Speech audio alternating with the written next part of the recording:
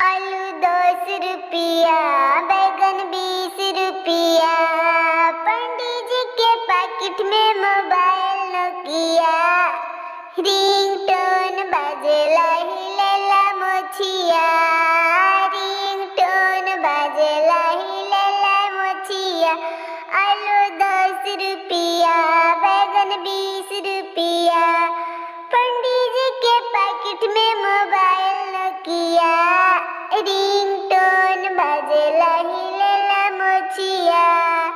Ringtone बाजेला हिलेला मोछिया। हम अतवार के बोलवानी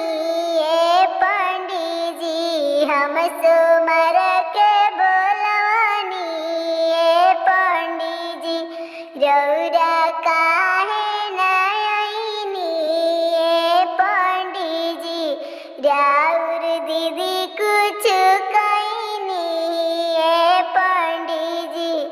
रौरा सौरियो गोरानी